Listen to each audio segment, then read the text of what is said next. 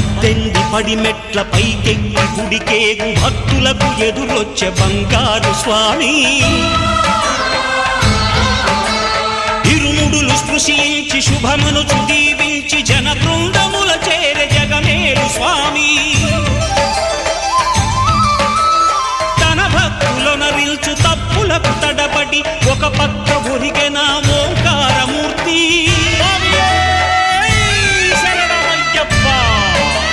స్వాములందరూ తనకు సాయము కాగా ధీమంతుడై లేచే ఆ కన్య స్వామి